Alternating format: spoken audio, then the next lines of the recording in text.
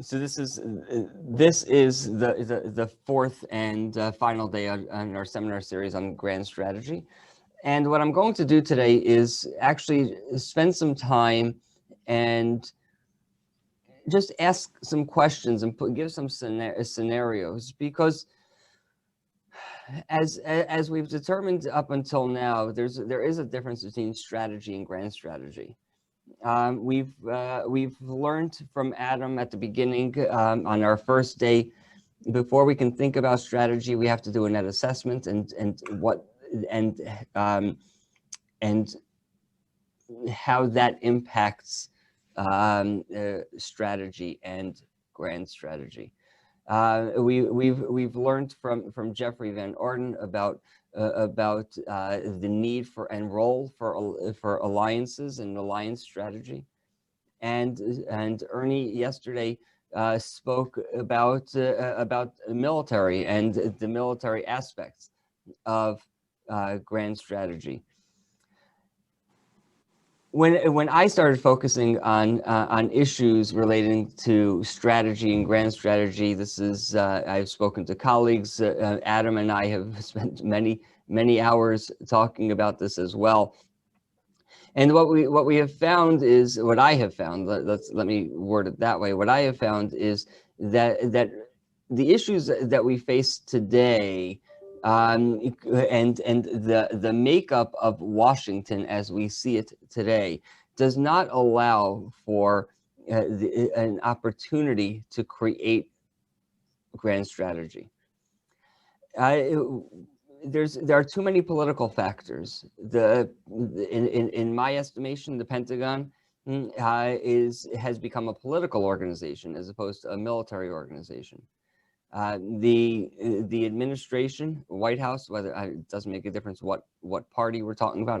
I'm looking at the past 30 years, maybe longer.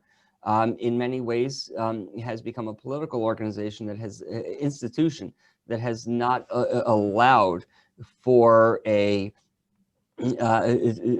implementation of strategy, or let me rephrase it, of a grand strategy. Congress, certainly, I mean, there are 535 members of Congress in both houses, or combined houses, and each person has their own agenda. It used to be, I think, the way our founders set this up, where there was, while everybody had an opinion, there was always a direction. And I think that over time that we've lost that direction. And I would venture to say over the past 100 years, 100+ years, it's been steadily downhill. The reason why I think that a conversation like this is so important is because it's important for people to understand the role of grand strategy, the role of a direction with when dealing with significant matters. Now, Ernie was here talking about the military, but quite frankly, I believe that there's a grand strategy is not just regarding military engagement, but it's talking about anything that we do. Whether there's a grand strategy required in our own personal lives, and there's certainly a grand strategy when leading a corporation or a government, and that goes about on any and every aspect. So whether there's military, whether it's a Department of Education, we can debate whether we need a Department of Education, but that's a whole different. Maybe that will be a different seminar series. But even every department, needs to have a strategy as to how to move forward. So what I really want to do, I mean, as I study this more, these issues more and more, I speak to people in policymakers across the globe, looking to see the directions that the U.S. is going to take, directions that the West is going to take. It really leaves me with many questions. So what I want to do is, in this case, we have something to take away I'm going to ask a couple questions based on the conversations from the past 3 days to our three speakers, and then I'm going to give a scenario. I'm going to start once I give this scenario. We'll begin with Adam. And Adam spent 15 plus years in the Office of Net Assessment at the Pentagon. And as we've determined throughout these past few days, that before you can focus on grand strategy, you have to have a net assessment so we understand what we're dealing with, what we have, and to work towards.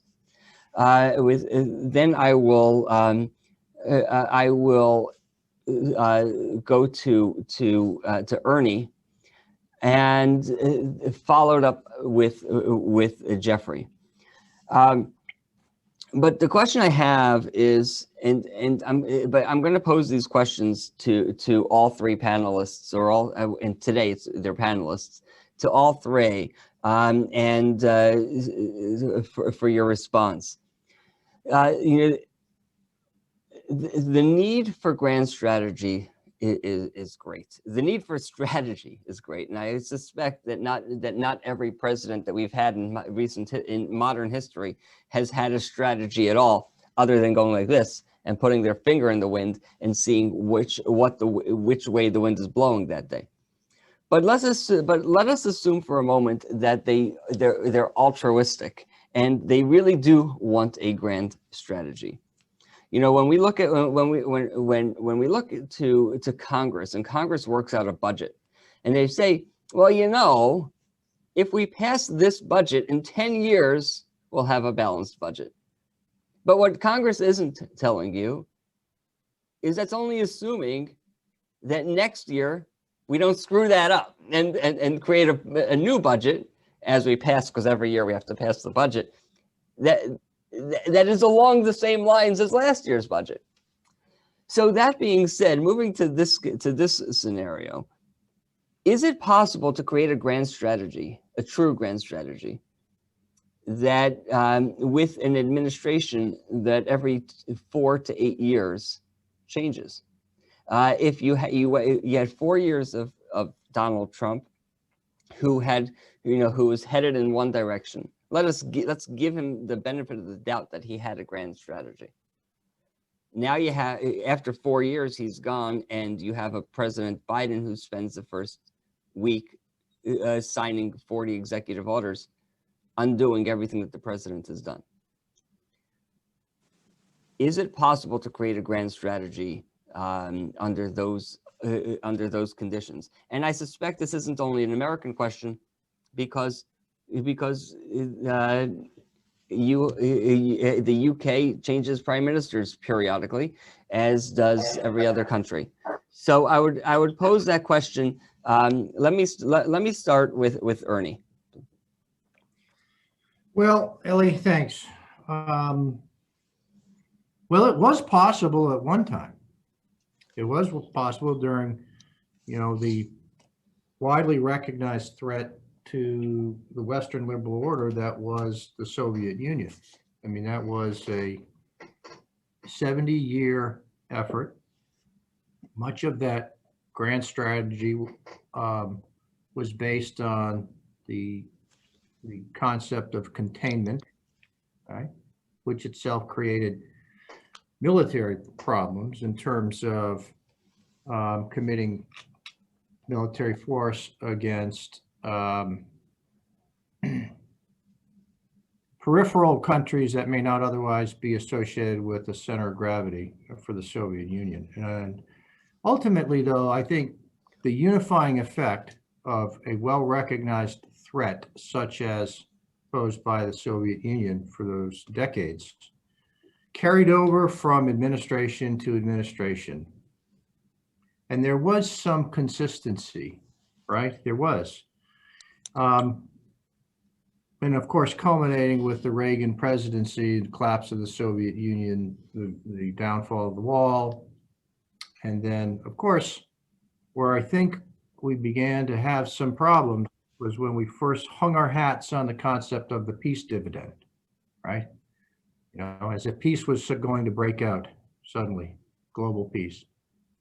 Well, it didn't. It's just that we began to see new characters of war. We lost this great ideological battle. In fact, Francis Fukuyama wrote The End of History because, he thought that there were no longer any major ideological battles on the planet.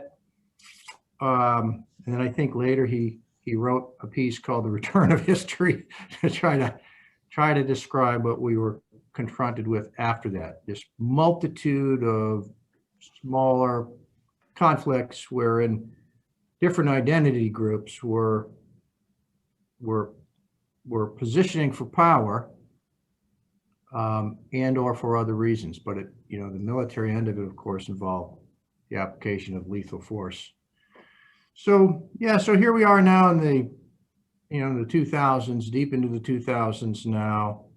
And I wonder, it's a challenge. I mean, with the tremendous polarization we've got in Congress and in government and across this country, where we tend to put political ideology, many of us, I don't think I do, but many charged with the responsibility to well represent their constituents and act on the best interests of their constituents in this country. Many are putting political ideology first in priority. I mean, they won't say that, but their actions speak loudly. So political ideology seems to be a first priority. And then dare I say, maybe personal interest is next. As terrible as that sounds. And ultimately, national interest or constituent interest seems to take a third. I don't know, Ellie, I don't know. But I do know this, and I talked about this yesterday. No matter what, the unifier, in times of great chaos and high stakes, real leaders step forward and they find the art that's needed to bring stability to their team, to unify the team in concert with a higher objective. And I don't know that we're seeing that, but the president, it's got to begin in our country with the president. He has got to, as I talked yesterday, he has the solemn duty to help the rest of us understand what's important. He has to make the case. And I don't know if we're going to see that out of this administration. Adam, what is the term, the time frame of a grand strategy? So are we talking about in the U.S. context, I presume? Let's talk about the U.S. context for a minute. Yeah, I'm going to go to Jeffrey in a second. But, so I mean, grand strategy it's been historically very difficult for the U.S. to have a deliberate grand strategy because of the messy nature of our democracy. If you study, for example, Otto von Bismarck's Prussia, he could really have a grand strategy. Authoritarian regimes, I mean, that wasn't so authoritarian. There's much worse ones, obviously.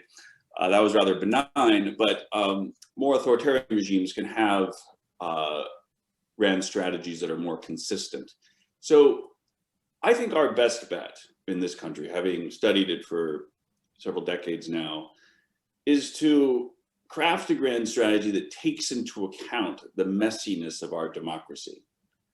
That has to be considered. And I think that what has historically worked the best is to focus on what are America's enduring values and craft that grand strategy around those values, even those of the Constitution, frankly, because that is, I would say, where if you have all the overlapping Venn diagrams of political and partisan interests in the country, this is where all of those should come together. And historically, they have to a certain extent. I think better than others. So I think that that's where one focuses on perpetuating those values. And the most successful grand strategies, I believe, focused on those, particularly those coming out of, Jeffrey mentioned NSC 68 2 days ago, and there were some other highly successful grand strategies that were hatched at the National Security Council at various times, but it's, when you look at those, they were, you know, genuinely focused on core American values and perpetuating those. Jeffrey, what's your take? I mean, you have similar situations in the UK. Europe clearly, you know, changes leadership as well. What's your take on this question? Well, I think maybe first of all, you see our societies, our polity has become so complex now. Power is so diffuse. I wonder if the idea of a grand strategy isn't beyond us. I'm not sure I agree with that statement, but I think for a lot of people that would be the case. I mean, I emphasized when I spoke the other day about the achievement of the aim. You've got to work out what it is you're trying to achieve before you can work out what your strategy is, and you've got to stick to that. Right.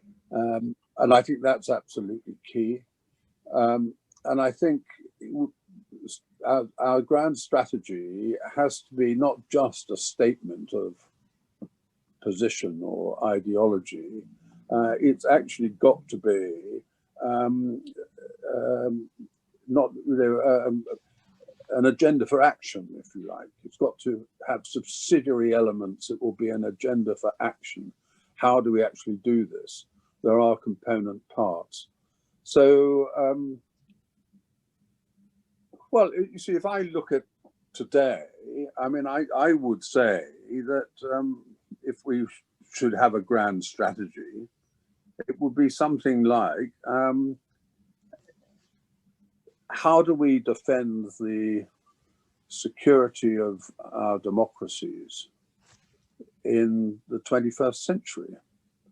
Now, you could say, from an American point of view, how do we defend the security of American democracy and that of our close allies for the 21st century? That would be the sort of overarching grand strategy, and that has a number of elements to it. I mean, one of the elements obviously is going to be economic success, because without that you don't have the means, or you certainly won't have the support of the population for whatever it is you're trying to do. Then there's the question, and Adam, you've just referred to this, is this question of defending our enduring values. You get into real difficulty over this. I remember all the arguments in Britain a few years ago about, okay, what does Britishness mean today? Well, you see, if you'd asked people that 50 or 60 years ago, they'd have defined Britishness in a very succinct way, which today would not be inclusive enough. Our countries have changed. We can't define our country in the way that we did. So we have to recognize that.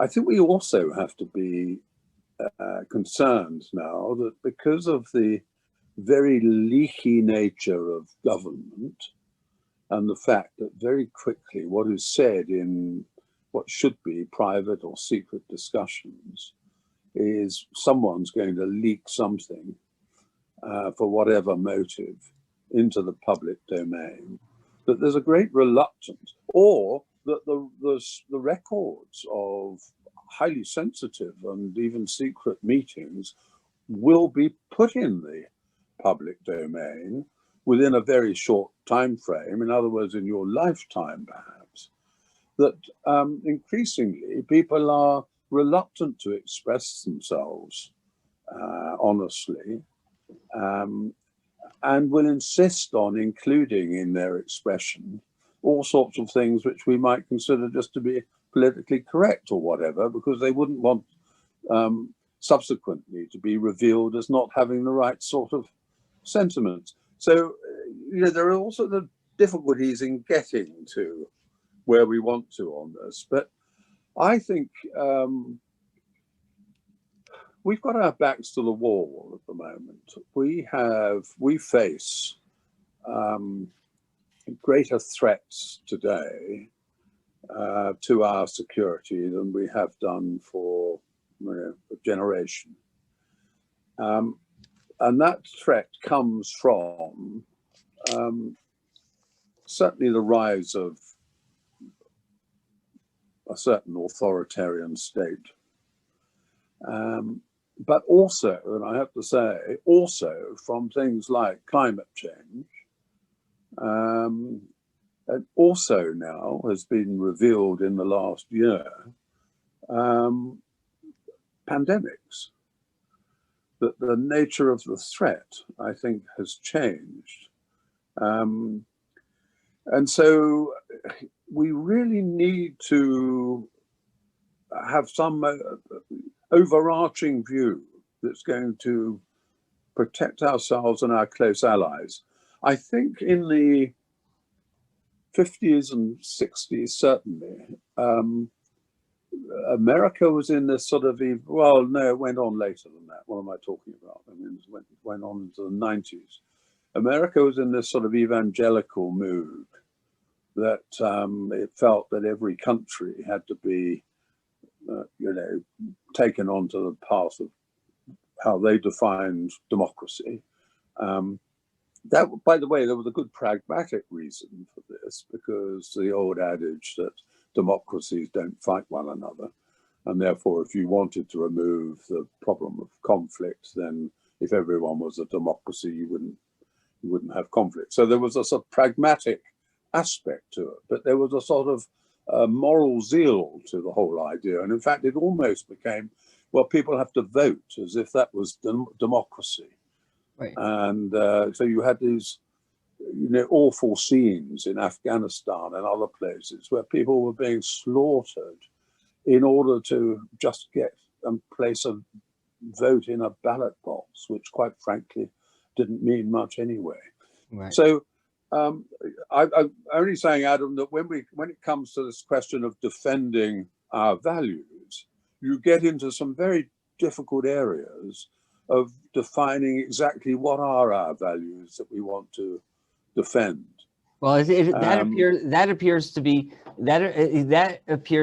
evolving. But let me just move on, because you touched on something, Jeffrey, and I want anybody to Ernie, I'm going to come back. I want anybody can jump in on this, either of the three of you, but. Jeffrey, you were talking about 2 days ago about alliance strategy, the need for allies. And Adam, you had spoken about this idea when you create this part of this dilemma that we have is when you create a strategy, when you create grand strategy, it has to be secret. You can't have it where it's a public free for all, because otherwise that will hinder. That it might hinder or hurt the implementation of the strategy. Oh yeah, it's the parts of the implementation that need to be secret. Right. Parts of the implementation. Correct. So parts of the implementation need to be secret. So the question I have is how do you balance the secret implementation with the need for alliances? And I'll give you an example. President Reagan and Grenada. If I'm not mistaken, Margaret Thatcher was quite displeased with the way in which he handled it. It's sort of like shoot first and call later. The question I have is it possible or how do we balance it? Ernie, I don't know if you have any thoughts on this. How do we balance that that issue? Obviously, it's more art than science, Eli. I mean, I think the national objectives have got to be not mean, not made secret, but just the opposite, made public and well understood and appreciated in terms of the high value. And I covered a lot of that yesterday. Right. And the implementation is always a challenge. I mean, I remember very well during Operation Allied Force in Serbia, after President Clinton had committed to an air-only war. What the hell is that? And but if I was in Serbia, I'd be quite happy to hear that there would be no decisive force on the ground. But we had allies involved in that, and yet the Allied target list was made available to the Serbians, and that was leaked by way of a French officer. All right, that is directly at the heart of implementation of a military action of great significance at the time. Yeah, I don't know, Ellie. I don't know what the answer is. But can I take a moment to get back to the previous discussion on values and Absolutely. role in grand strategy? I agree. I mean, the discussion from Jeffrey and Adam was delightful to hear. I would add that I think we've got to keep in mind, and I think we're at risk in the West of not fully appreciating that geostrategics still matter. It's almost impolite to speak of geographic areas that are of great significance and value to those in the West. It's crazy, but I don't know why we're afraid to talk about that stuff. We self-censor ourselves.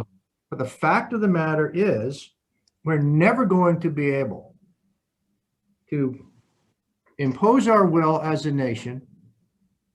And I use that term because I think that's rational. We're never going to be able to do it if we can't have a discussion of these areas of geostrategic significance.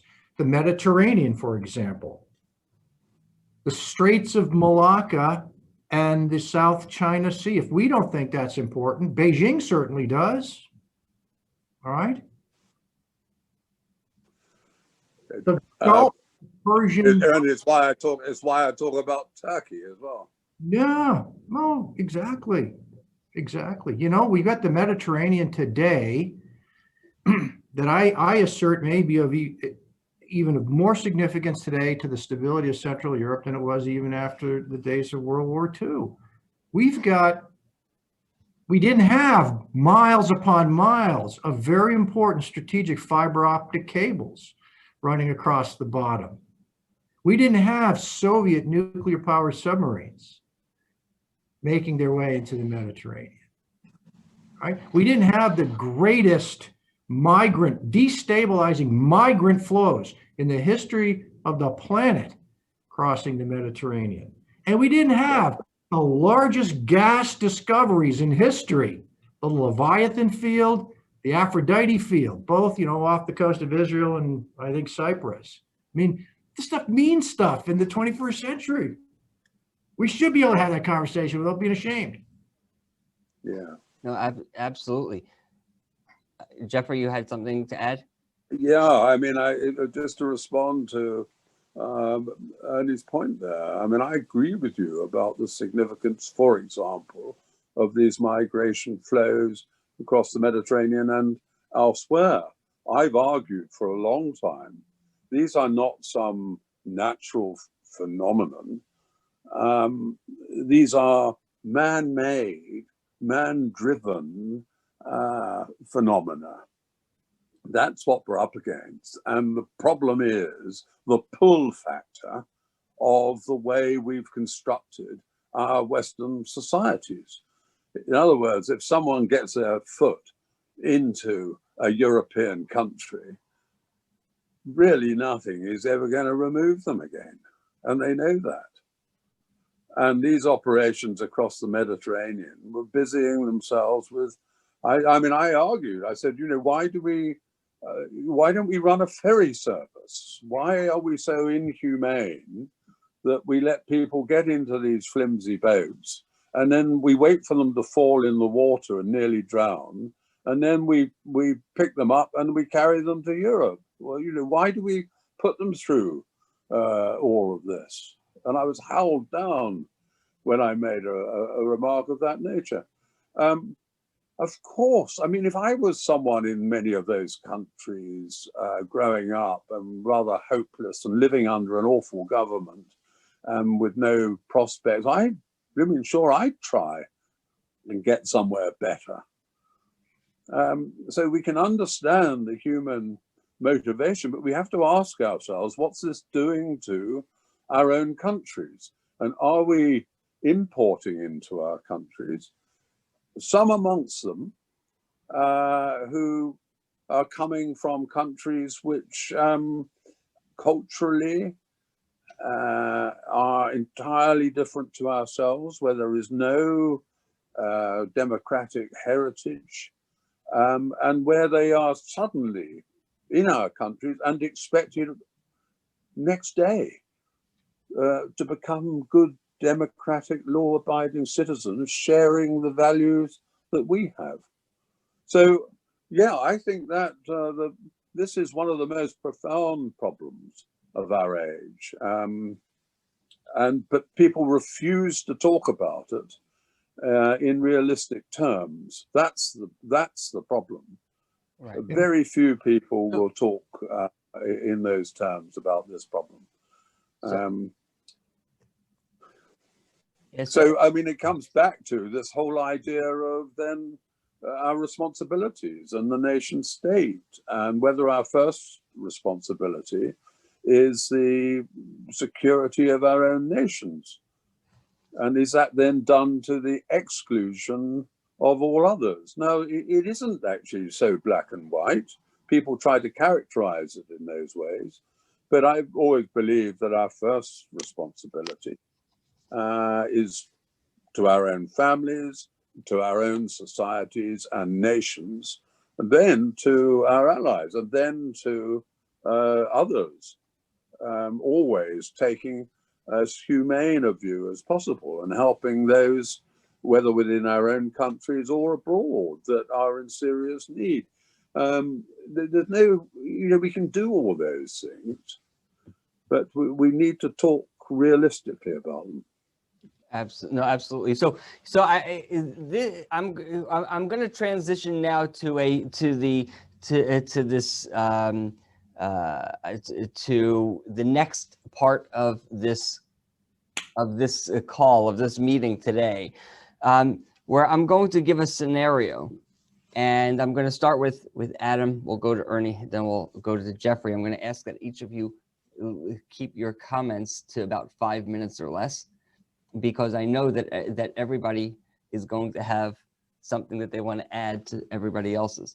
So this way it gives, and then we can open it to everybody on the call or in this meeting with their own questions as well. I think that this is important. A number of years back, I was on Capitol Hill, and there was an organization here in Washington that there are many organizations like this that rank members of Congress on how good they are. And you have, if you fit that 10-point manifesto, you're ranked at 100%, and then you go down to 95 and all the way down.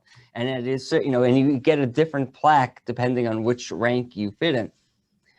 And then, of course, you have those who just, don't bother showing up because you're not getting anything anyway, unless you just want a free sandwich. And I went to this event. I mean, it was really a photo op. It wasn't really, they had a little reception, but it wasn't a formal sit down thing. You go, a member of Congress comes in, gets their plaque, and that was that. And they had this list by the door of all of the members and where they ranked. And I was standing there with several members of Congress, and one of them looks at me and goes, this is very interesting. I ranked like 95 or 96. I know why I only got to 96 and not 100%. But not a single person from this institution called me and said, Mr. Congressman, why did you vote this way on this issue? Because maybe they would still fit in if they were asked and it was understood as to what the logic was behind it. that they might actually still rank 100%. And often what happens is people, as we look on the outside, from the outside in to how government works or how decisions are made, sometimes they're just so egregious that, you know, don't even bother. But we're talking about those who are generally good guys, right?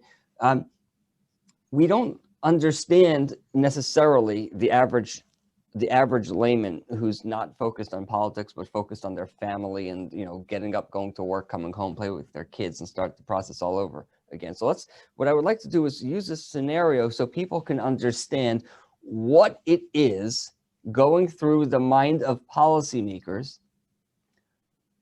when implementing or dealing with a certain situation.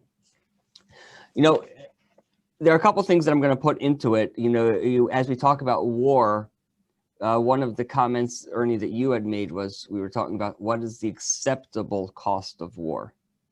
And that could very well be in the Civil War in the United States. We had 610,000 deaths, and that was clearly an acceptable cost of war. I didn't say it was an ideal cost of war, but it was an acceptable cost of war because we needed to have, because what was happening was so dire. Other times, the cost of war was 17 people, and then we're out, we're done. The question, of course, becomes, a big part of that is public sentiment. Everybody has an opinion. The question becomes, what is their opinion based on? So is public sentiment enough to change the winds of war? Now, that being said, those are just two questions that I'm just putting out there. I don't need an answer for that, but maybe you can include that in your comments. You know, we have, you know, we wake up one morning, all of us in our own different worlds, and again, each of you panelists, speakers in your own respective worlds as well. And you're driving to work and you hear that there's a plane that hits one of the Twin Towers. And you think to yourself, that's a shame. It's probably some guy who, you know, clearly Eli Gold is flying his plane because that's all that he can, you know, that's the best of his abilities.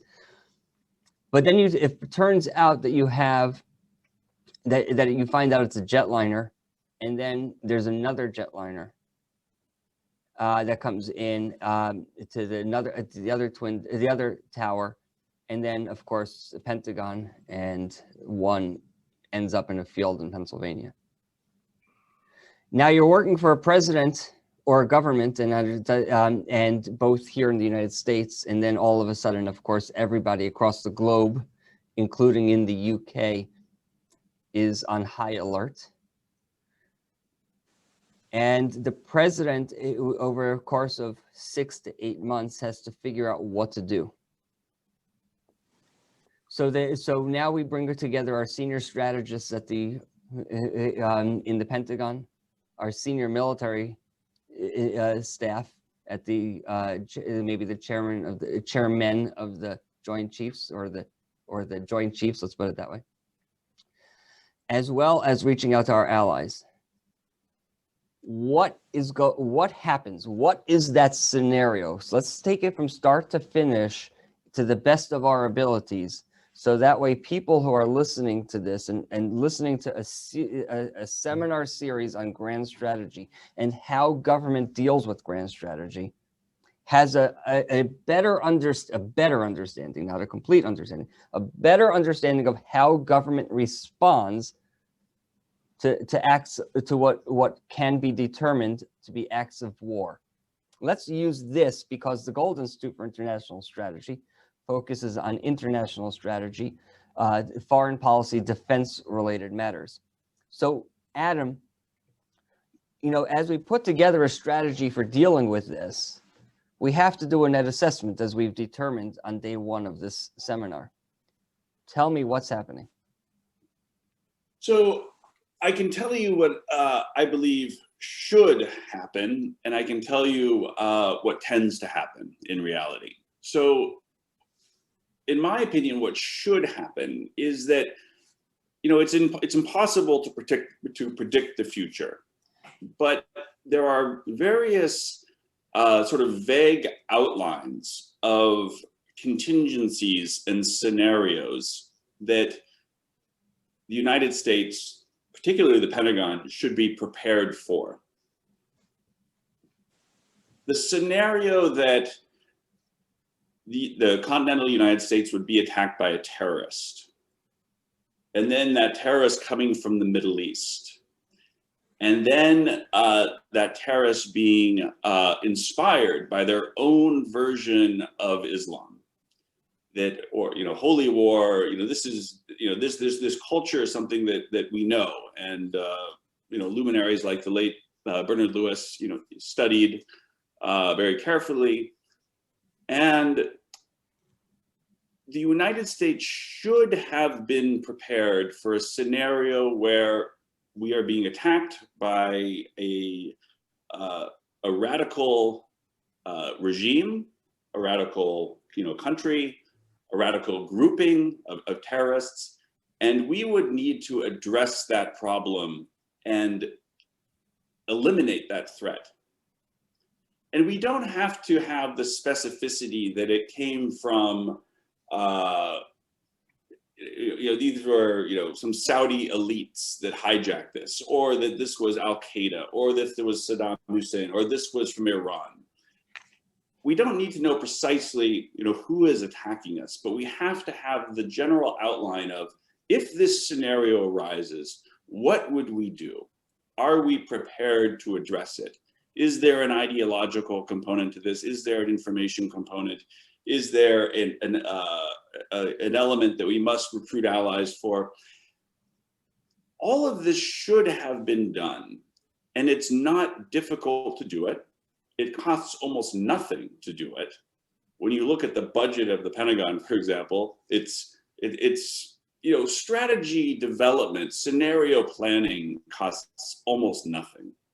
You just have to have a serious, dedicated office or offices, doing this sort of thing and taking these scenarios seriously.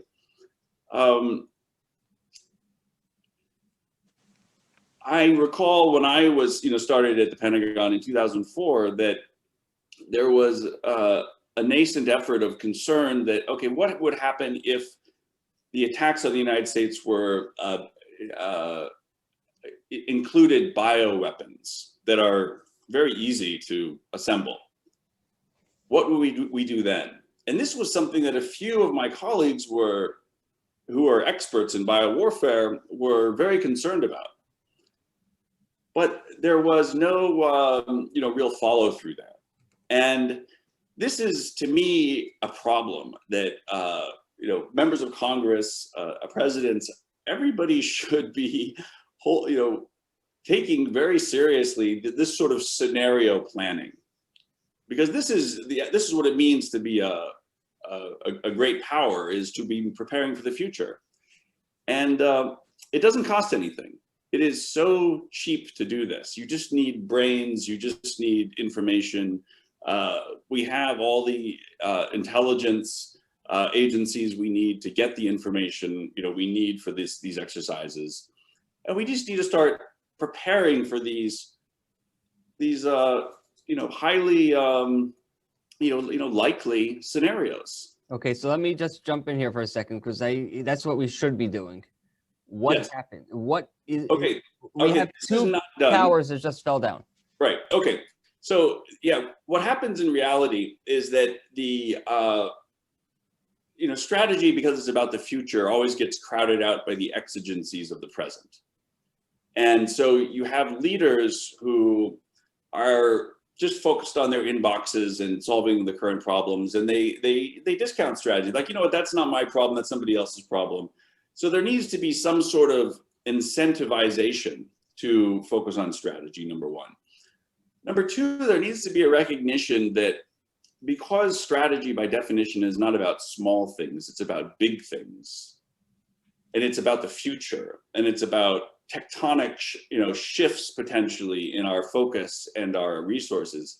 this is very threatening to the bureaucracy. It's very threatening to defense contractors. You know, everyone wants to keep the status quo because, you know, if we change it that, you know, too drastically, if we determine that Chinese DF-21D carrier killing ballistic missiles, you know, hold our aircraft carriers at, you know, too great a risk, that we're going to stop using aircraft carriers, we're going to move to distributed, fast, artificially intelligent, you know, fast boats with, you know, bristling with all sorts of weapons. Instead, you know, the Navy, the builders of these ships, those who have the contracts are going to get rather threatened about this. So there's a lot of forces that are killing strategy inside the system because they fear their rice bowls will be raided.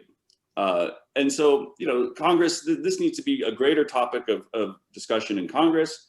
And this is something that, you know, real leaders, you know, presidents, for example, you know, must take very seriously. If they don't know how to do it themselves, they should certainly be able to look at places like the Gold Institute and say, these are the people who know how to do it, bring them in, let's do it. So anyhow, I leave it there.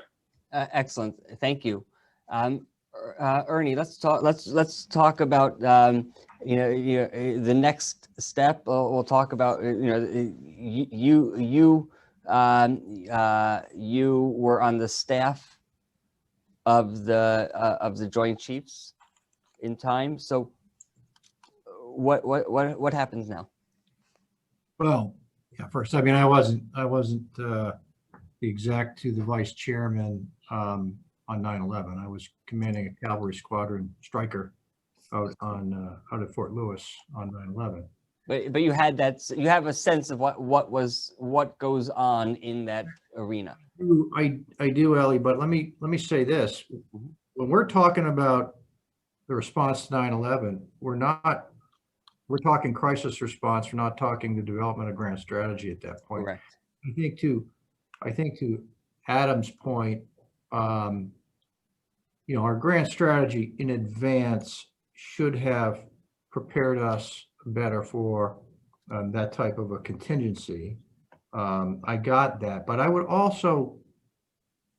say this: the response has to accept a reality about Al-Qaeda. When Al-Qaeda struck us, many were trying to understand that in terms of Clausewitzian rationale. They were, in fact, the vast majority of folks who were struggling with the response, and I mean, I was part of some of this at some levels.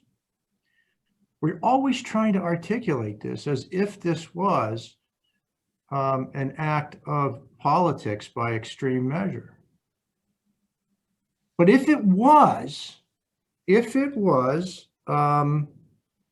you know, then Al-Qaeda's strategy, their rational, reasonable next step should have been an exploitation of that first massive, terrible incident.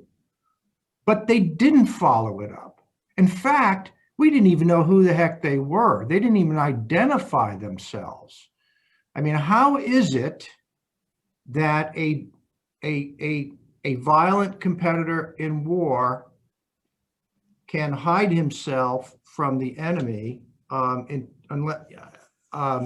if he is actually intent on imposing his own will on the situation? So there was no follow-up. There's no strategic follow-up. There was nothing. It was a strange thing. And we in the West are having a hard time reacting and understanding it. And I'll put it in this way, though. I don't think it was a reasonable act. In fact, there was a German composer who, and I forget his name right now, who I think described it best. He described 9/11 as the greatest act of theater in history. Because in this particular case, the Twin Towers, the Americans and the others who were killed in that strike, they were not necessarily the object. This was Al-Qaeda talking to itself. You see, there is no To Al-Qaeda, there is no greater glory than to die in a jihad against the great Satan. Now, think of this.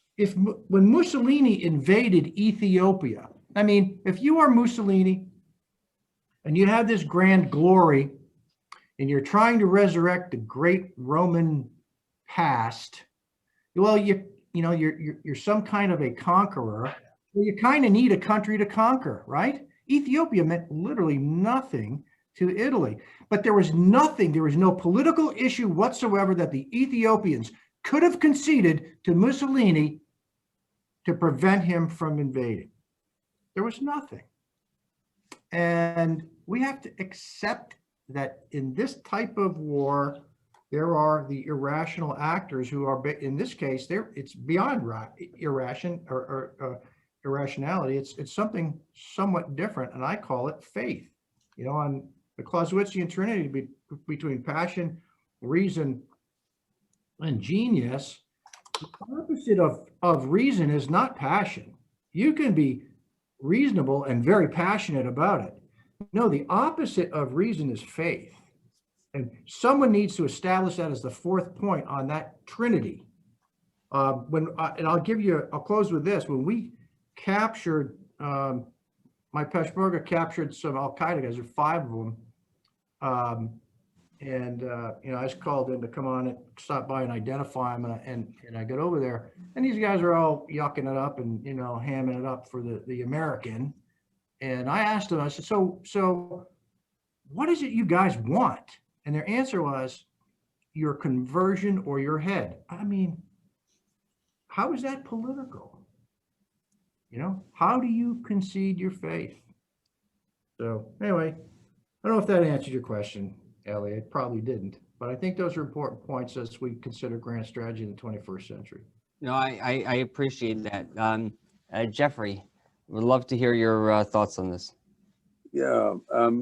Well, Eli, there were 2 quite different examples that you took. One was this question of the ranking of the congressman, and then 9/11.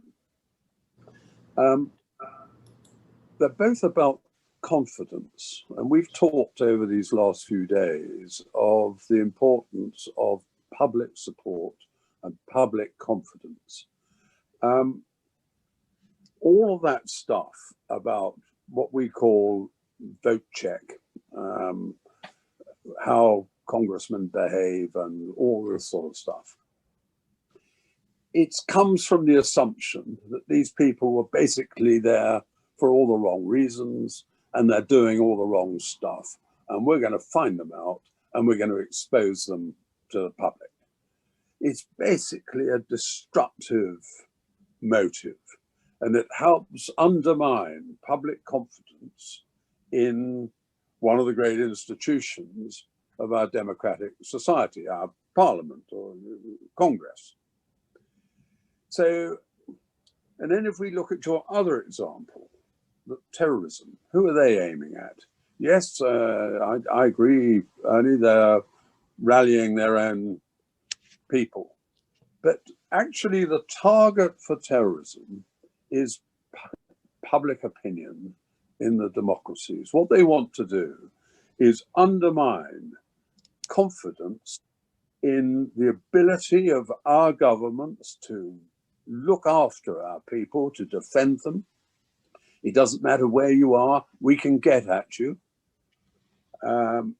And to shake, and then soon after any terrorist incident, we will examine it and try to draw lessons, but inevitably one part of this will be self-criticism of all the things we got wrong.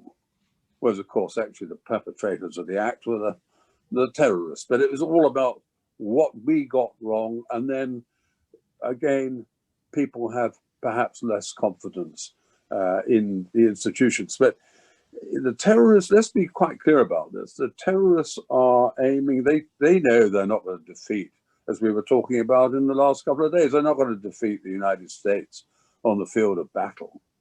They know the weak point is public opinion. They want to get the United States out of their countries so that they can take them over. Right. So you do that by building up this whole pressure of public opinion and making sure that people don't have confidence in their structures. I would say something else on this whole question of anticipating the threat. Well, 9/11, of course, we know that there were any number of terrorist attacks against US interests, directly against US interests, that preceded 9/11.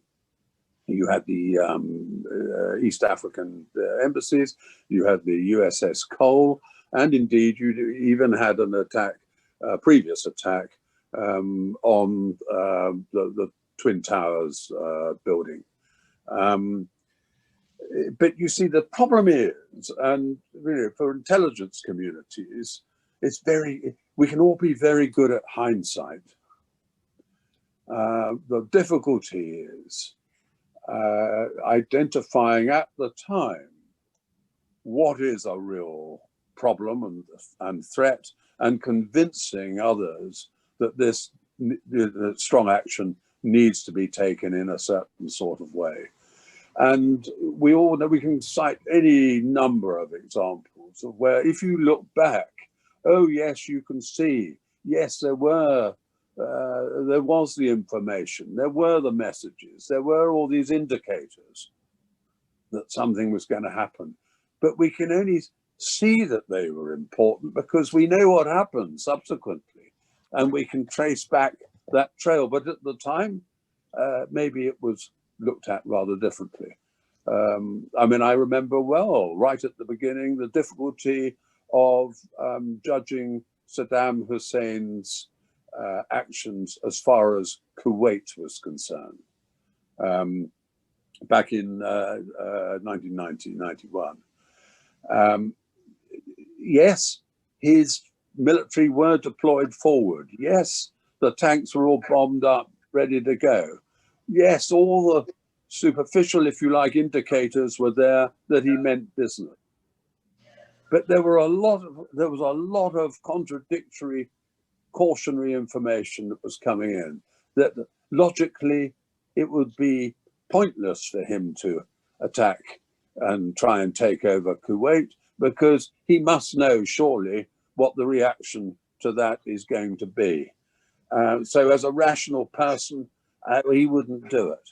And actually his motives were things like, oh, a bit of territorial readjustment with Saudi, the question of the oil price, and stuff like that. And many soothsayers were saying, no, he's not going to attack. This is all bluster. This is all theatre. And then, of course, he did it. I mean, actually, we decided he was going to do it several days in advance. But there'd been quite a long process where people were seriously doubting whether or not that was going to happen.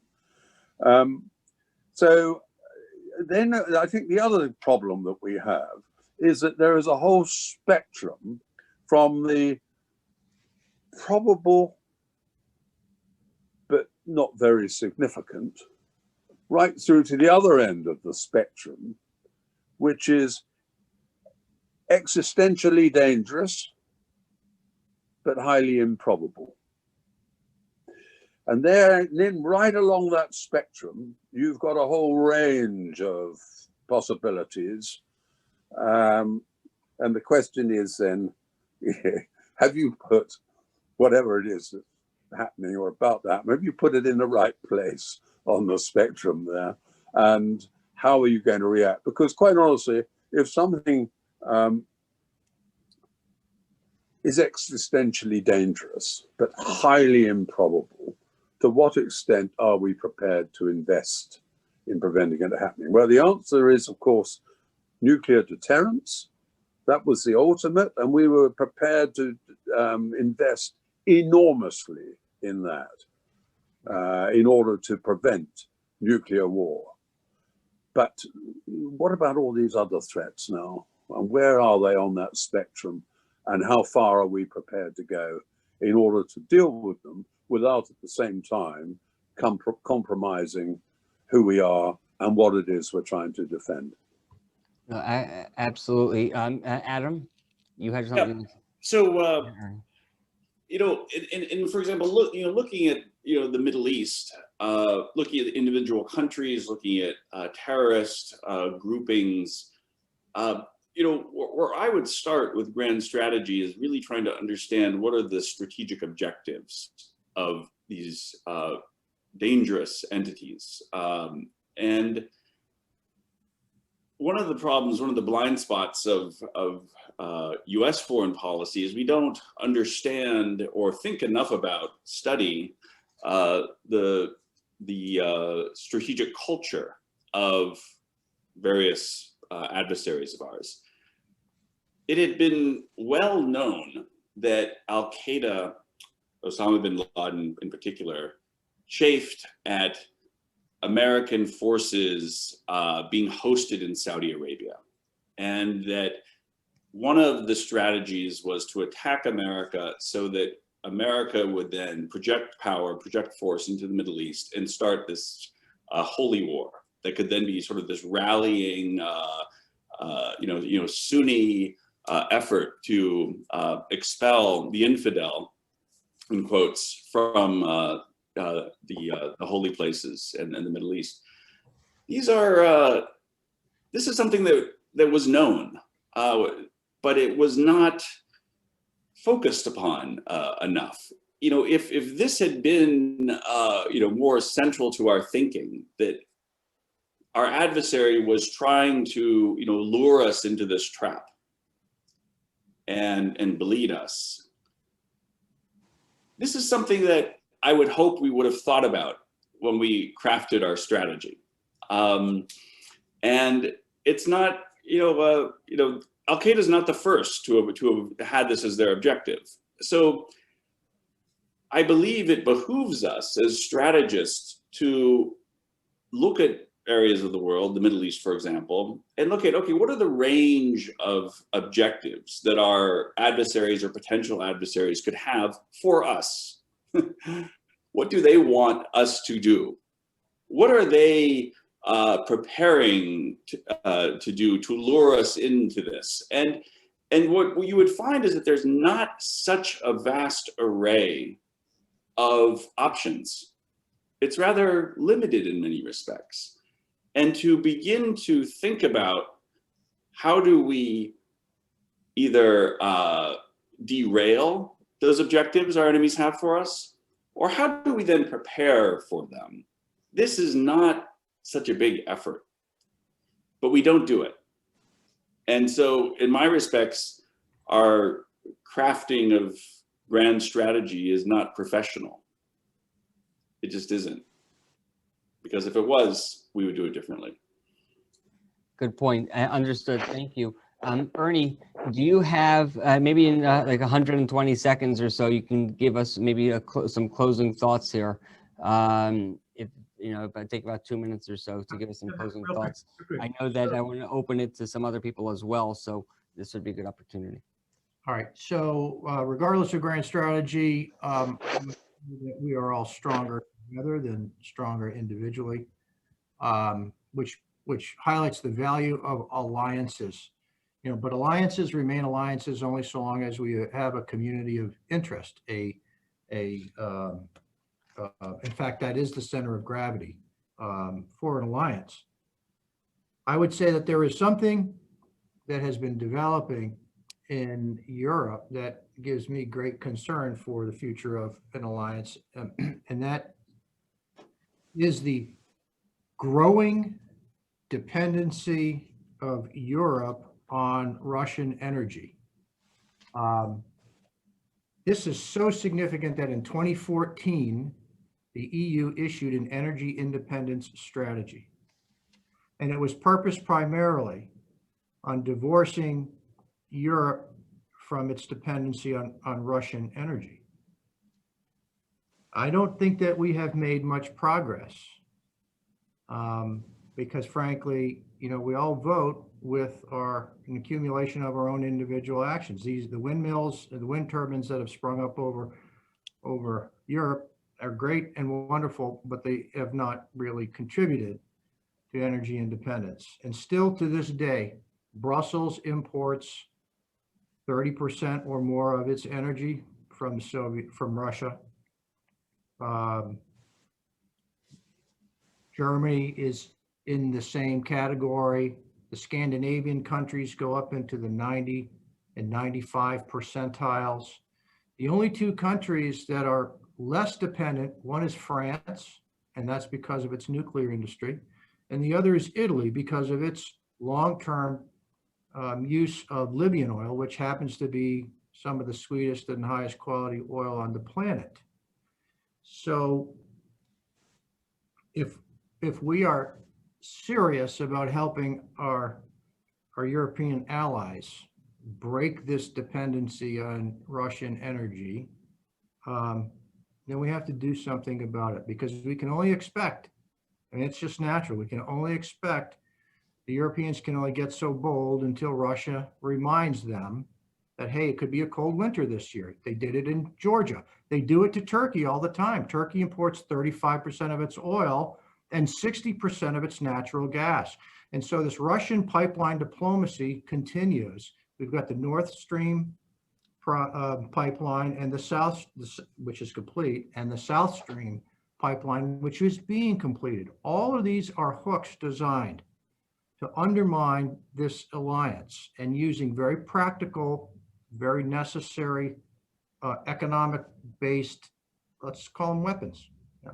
So we got to keep that in mind as we go deeper into the 21st century. Thank you, Ernie. Jeffrey, I wanted to give you the opportunity, if you had about 120 seconds, 2 minutes or so, if you want to give a closing thought on this, because then I have, we'll move on to a question, then I'll give my closing thoughts on this. Yeah, I mean, I think, by the way, Ernie, that's the question of energy security. Because when, again, can I just caution everybody, see, when they talk about Europe and Europeans, I take it you rightfully would exclude the United Kingdom from this, you see. But, you know, one moment people regard us as, oh, yes, the Europeans, and that includes the Brits. But then others say, oh, no, well, of course, we're not talking about the Brits. But it depends what argument's being made, you see.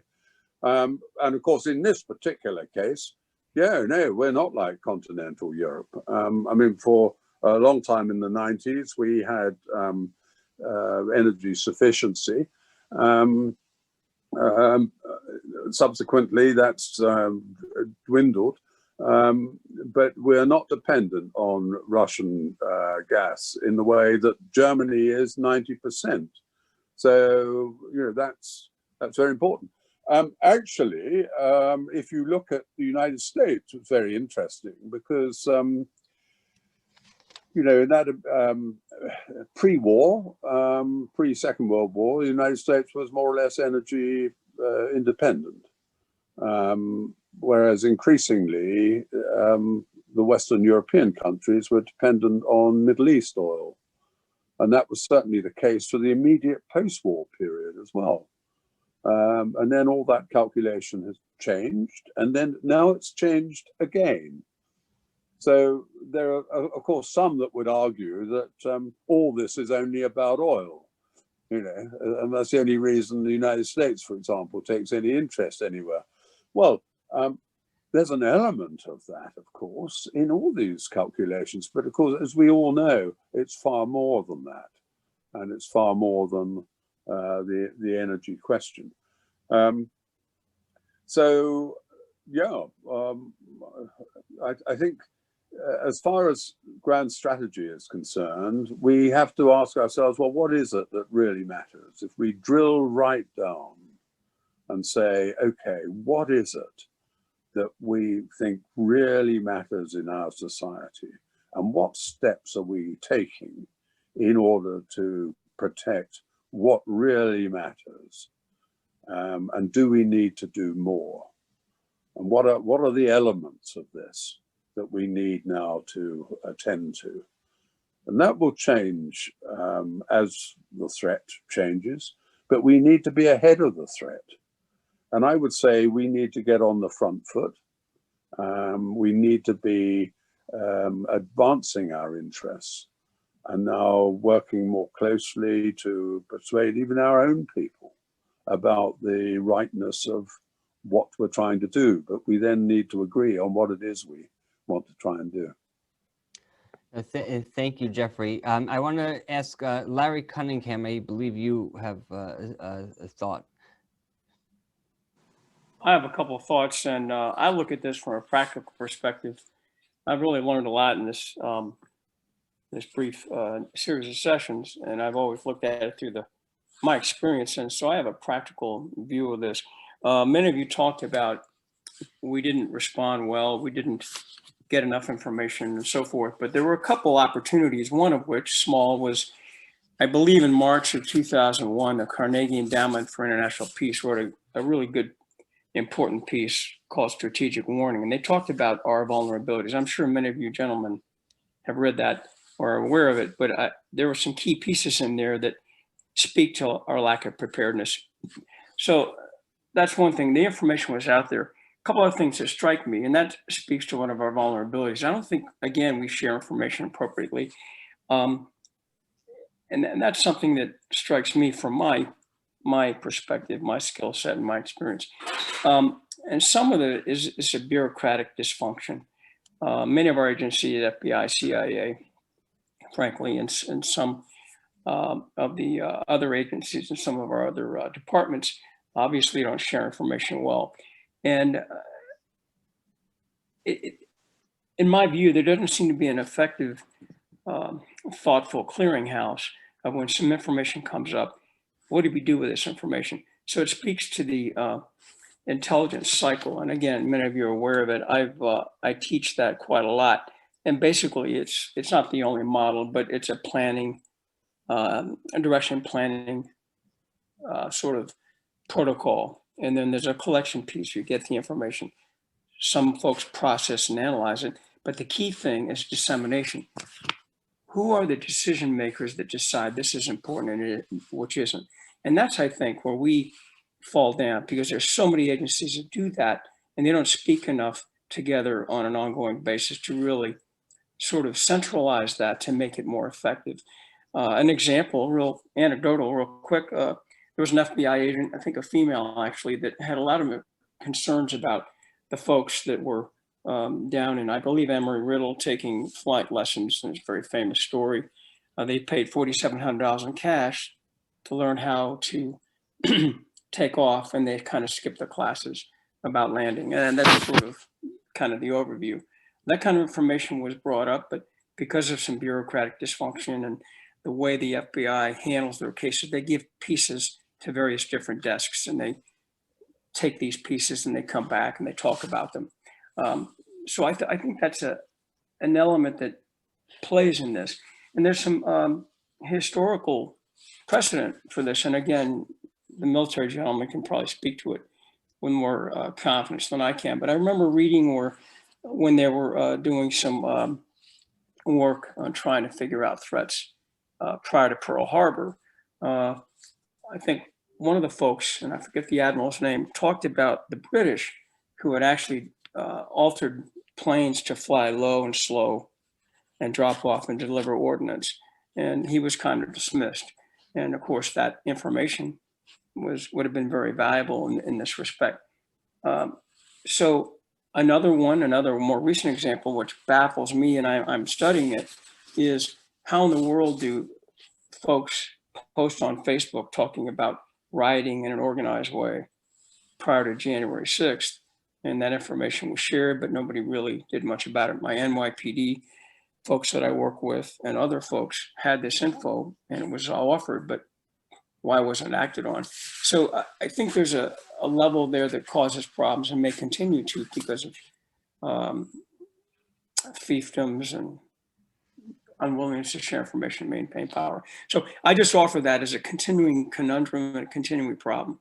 I just like to hear a quick thought about that by anybody. Anyone want to take that? Jeffrey? Yeah. Larry, I think I'm right in saying that one of the responses to 9/11 was the establishment of the Office of National Intelligence with a Director of National Intelligence in order to better coordinate the roles of the various agencies. Now, whether that just became a paper exercise, I'm not qualified to talk about it.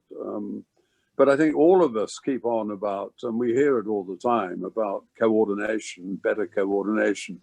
I think we would all recognize it's in the nature of the beast.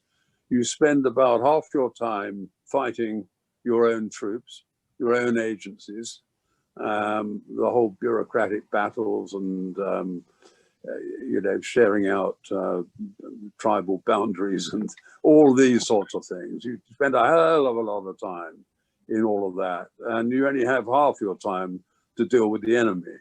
So, and I think I'm not sure how we get over that, but yes, it is a problem, and we keep putting sticking plasters on it. Yeah, Ernie, I'd be interested in your comment. Is that a valid premise? What I offer? Yeah, of course. I mean, no one would argue against that. But we got some, I guess we got some human dynamics at play that inhibit the optimal sharing of information. And, Jeffrey got to some of them. And, another one that I dealt with frequently was what I call classification inertia. We just tend to overclassify everything to the point it's just not frickin' usable. Okay. And, we've got in this war now the ability to enable brave Americans on the ground in the most remote portions of Afghanistan, let's say. And then they encounter a person, it could be an enemy, and they need to know, is this an enemy or not? And we can take biometrics on the spot, right? And they can reach back to the United States. And very shortly, that young soldier, maybe an E4 or an E5 specialist or buck sergeant, has an answer to either detain or release. But it wasn't always like that. It didn't have, we had the information and we overclassified everything, and we couldn't get this stuff into the hands of the guys who had to execute it on the ground. And we may have solved that little problem, but for every little problem we solve, there's another 100 that just get stuck in the dumb box. Thank you. I do have Ricky Phillips, an attendee here, would like to ask a question as well. Ricky, you have to unmute yourself, and please identify who you wish to ask the question to. I guess the one that brought up, I think one of the great things would be to have the Eli Gold Foundation do one on strategic culture. I think that was excellent. What happens to our world when we're losing the story of the Judean Christian story, right? And we no longer unite on the Constitution. But I think of Biden with China, and I'm wondering if he's going to look to have China give in on a few little climate change things, which China will never follow. And then they'll continue doing vast human rights abuses. Jeffrey, why don't you take that? If you can give maybe you can give Ricky a brief answer on your thoughts. Yeah, well, I mean, just on the China issue, of course, that is the great problem that we face, and exactly how, at a strategic level, we're going to deal with that. I mean, if you look at the development in the relationship with China over the decades, for a long time, of course, there were no dealings, certainly by the United States. And then, of course, you had the whole Nixon foray and the change in relationship and all the consequences that flowed from that. But I didn't hear too many people at the time saying this was going to take us entirely in the wrong direction. I'm not saying necessarily it was wrong, but there were foreseeable elements there and some that weren't foreseen that are with us to this day. So I think dealing with the China issue is the one that really is problematic for us. Thank you, Jeffrey. I do, in an effort of time, I do have to, we're going to end here, but I do want to have some thoughts here that are, first of all, I thank everybody who participated. I think General Adino and Jeffrey Van Arden and Adam Lovinger. I encourage everybody to follow all of our fellows, distinguished and senior and so on, through the Gold Institute website. But I think that this conversation was extremely important, and I'm quite frankly, I'm pleased that I gave the scenario of 9/11, because it goes back to the question that Jeffrey asked, which is grand strategy beyond us in the 21st century? Maybe we live in a current political climate that doesn't allow grand strategy. But the question, of course, becomes strategy, period, and what that looks like. You know, there are institutions like the Gold Institute that we focus on strategy because, but yet every government, every policymaker within those governments need help identifying a path forward. What we've noticed with this, giving the scenario of 9/11, is that it clearly articulates our inability to create a long-term grand strategy. This is also in part because whether it's on the strategic level or the grand strategic level, the bureaucracy that has been created over the course of time is much larger, much greater. You have to remember that what the population was. You know, we think maybe we set the bar too high with our founders when our founders came together to set forth their ideal governments. But you have to remember also that the size of the country was a fraction of what it is today. The needs of the country were a fraction of what they are today. So therefore, as government grows, so does the bureaucracy, and so does the lack of accountability. So when we talk about about public sentiment as well, we also have to keep in mind that that public sentiment does play a role in our grand strategy, or in any strategy that we put forth. What is important for policymakers to understand, and for us to understand, that when looking to our policymakers, is that their job is to take into account public sentiment, but also take into account everything that they know and understand, because that's their job of the day.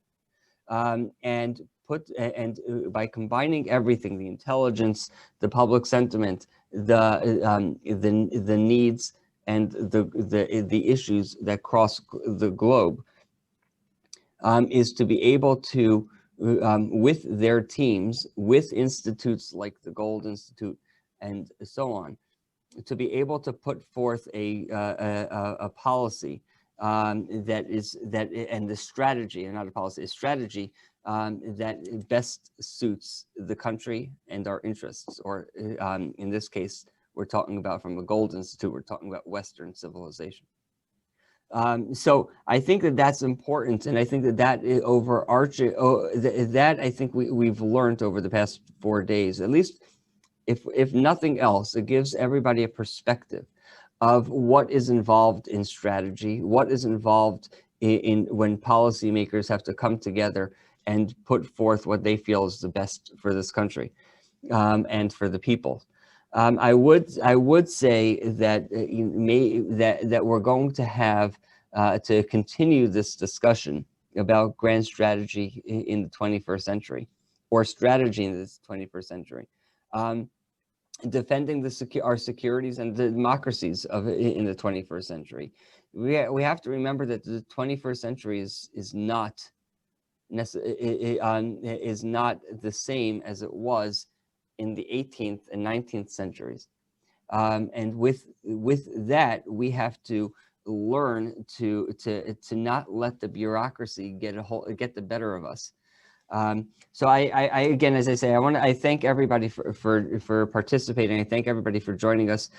Adam, our Adam Lovinger is our VP of Strategic Affairs, and has brought the best of his world at the Office of Net Assessment at the National Security Council as a senior strategist for the National Security Council, and Ernie is General Adino. I'm